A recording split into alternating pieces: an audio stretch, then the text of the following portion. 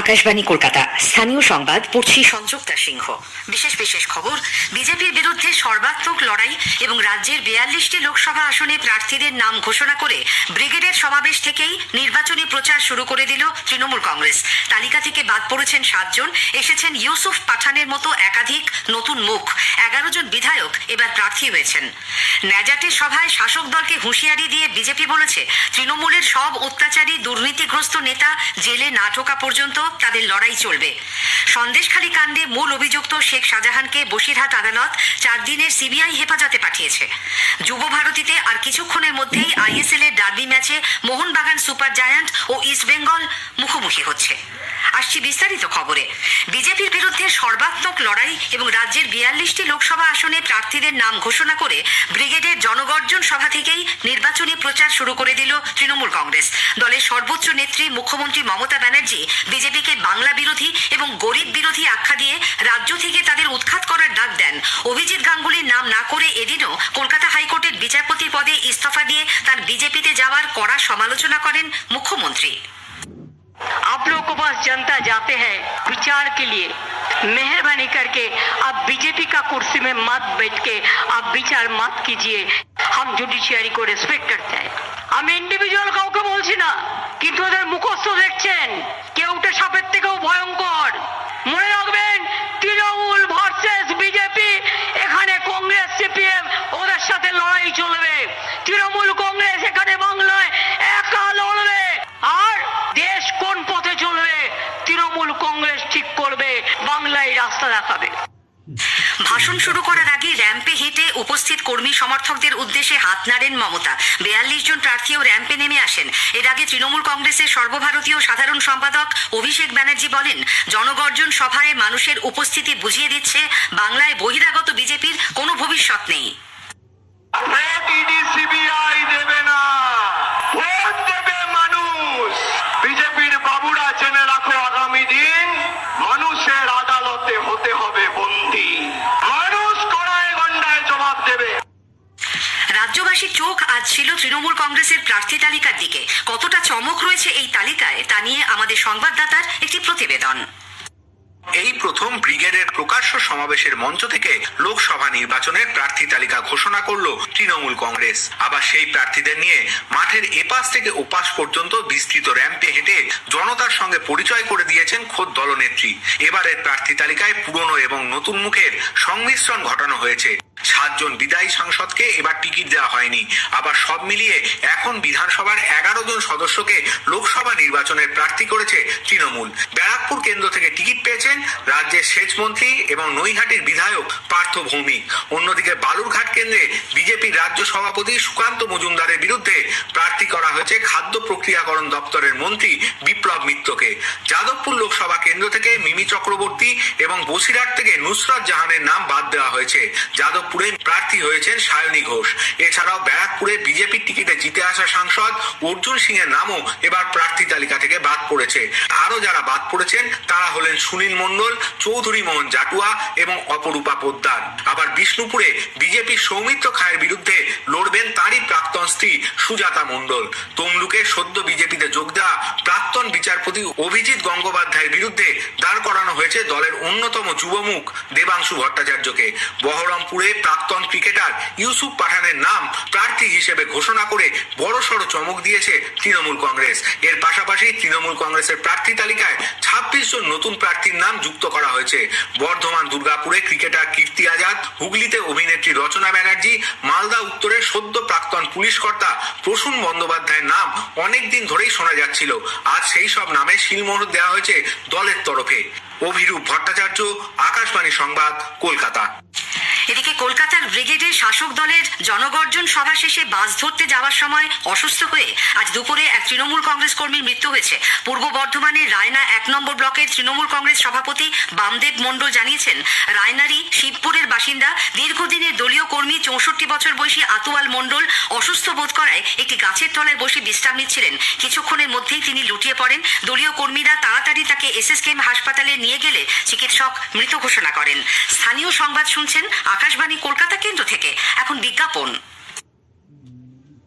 বাহ, এই আংটিটা খুব সুন্দর, আমার স্ত্রীর খুব পছন্দও হবে। হ্যাঁ স্যার, আপনার পছন্দটা খুব ভালো।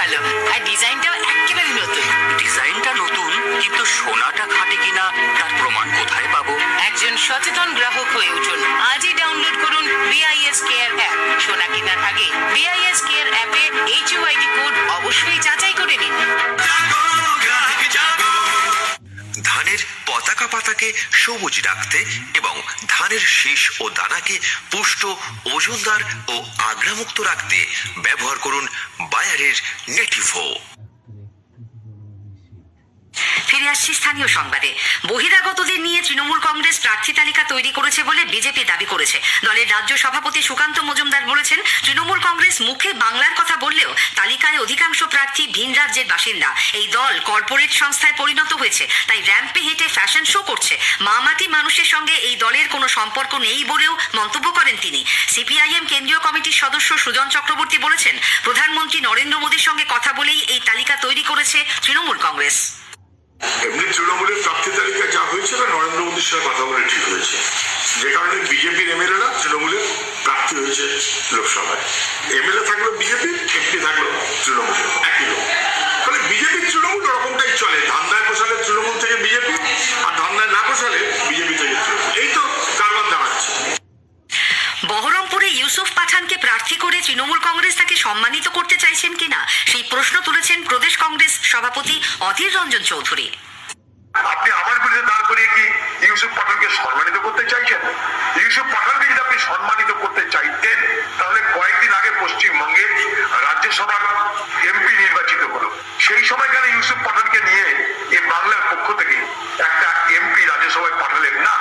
দেখুন, ইন্ডিয়া জোটের যে আলোচনা, সেখানে ইউসুফ পাঠানের জন্য গুজরাটের সিট চাইতে পারতো, সেটা কেন মানানসই হতো না? অন্যদিকে প্রার্থী তালিকায় নাম না থাকা নিয়ে তীব্র ক্ষোভ প্রকাশ করেছেন অর্জুন সিং। দল তার সঙ্গে বিশ্বাসঘাতকতা করেছে বলেও অভিযোগ করেছেন তিনি। শুধু শেখ শাহজাহান নয়, তৃণমূল কংগ্রেসের সমস্ত অত্যাচারী দুর্নীতিগ্রস্ত নেতা জেলে না ঢোকা পর্যন্ত বিজেপির লড়াই চলবে বলে বিরোধী দলনেতা শুভেন্দু অধিকারী হুঁশিয়ারি দিয়েছেন। সন্দেশখালীর ন্যাজাটের দক্ষিণ আখড়াতলায় আজ দলীয় সমাবেশে তিনি বলেন, এত কিছু ঘটে যাওয়ার পরেও মুখ্যমন্ত্রী সন্দেশখালী আসার প্রয়োজন বোধ করেননি। 2 মাসেরও বেশি সময় হয়ে গেল সন্দেশখালীতে আসার মতো প্রয়োজন অনুভব করেননি। উল্টো দিকে বিকাশ সিং সহ 76 জনকে জেল খাটিয়েছেন। আমাদের বোন দিদি রেখা পাত্র সহ, আমাদের পদ্মাদি সহ, আমাদের জাগ্রত মাতৃমণ্ডলী, তাদের উপরে পুলিশকে দিয়ে অত্যাচার করিয়েছেন। সভায় বিজেপির রাজ্য সভাপতি সুকান্ত মজুমদার উপস্থিত জনতাকে অভয় দিয়ে বলেন, সন্দেশখালীর মানুষের পাশে শুধু বিজেপি নয়, স্বয়ং প্রধানমন্ত্রী নরেন্দ্র মোদী রয়েছেন। আজকে এই মায়েদেরকে আমি সবার আগে প্রণাম জানাতে চাই। যে লড়াই আপনারা দিয়েছেন, আপনাদের লড়াই দেখে আমরা সাহস পেয়েছি লড়াই করার জন্য। আপনাদের চরণে আমি প্রণাম জানাই বারবার। ভয় পাবেন না, আপনারা একা নেই। আপনাদের সাথে শুধু রাজ্য বিজেপি আছে তাই নয়, স্বয়ং প্রধানমন্ত্রী নরেন্দ্র মোদী আপনাদের সাথে আছে, আপনাদের কথা বলছে। সন্দেশখালী কাণ্ডে মূল অভিযুক্ত শেখ শাহজাহানকে বসিরহাট আদালত 4 দিনের সিবিআই হেফাজতে পাঠিয়েছে। 10 দিনের পুলিশ হেফাজত শেষে আজ তাকে কঠোর নিরাপত্তার মধ্যে আদালতে হাজির করা হয়। কলকাতা হাইকোর্টের নির্দেশে গত বুধবারই শাহজাহানকে হেফাজতে নেয় সিবিআই। জনসাধারণকে তাদের লোকসভা কেন্দ্রের বিশদ তথ্য এবং সেই এলাকায় চালু থাকা বিভিন্ন কেন্দ্রীয় সরকারি প্রকল্প ও উন্নয়ন সম্পর্কে অবহিত করতে আকাশবাণী কলকাতার সংবাদ বিভাগ শুরু করেছে বিশেষ অনুষ্ঠান ভারত বিকাশ ডায়েরি। প্রতিদিন রাত 8:50 গীতাঞ্জলি প্রচার তরঙ্গে শুনুন 10 মিনিটের এই অনুষ্ঠান। আমাদের সোশ্যাল মিডিয়া পেজেও অনুষ্ঠানটি সরাসরি শোনা যাচ্ছে। আজকের প্রতিবেদনে থাকছে ব্যারাকপুর ও ঘাটাল লোকসভা কেন্দ্র। চিরপ্রতিদ্বন্দ্বী ইস্টবেঙ্গল ও মোহনবাগান সুপার জায়ান্ট আর কিছুক্ষণের মধ্যেই আইএসএল এর কলকাতা ডার্বি ম্যাচে মুখোমুখি হতে চলেছে।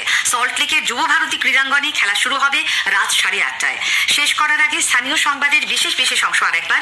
বিজেপির বিরুদ্ধে সর্বাত্মক লড়াই এবং রাজ্যের 42টি লোকসভা আসনে প্রার্থীদের নাম ঘোষণা করে ব্রিগেডের সমাবেশ থেকেই নির্বাচনী প্রচার শুরু করে দিল তৃণমূল কংগ্রেস। ন্যাজাটের সভায় শাসক দলকে হুঁশিয়ারি দিয়ে বিজেপি বলেছে, তৃণমূলের সব অত্যাচারী দুর্নীতিগ্রস্ত নেতা জেলে না ঢোকা পর্যন্ত তাদের লড়াই চলবে। স্থানীয় সংবাদ শেষ হলো।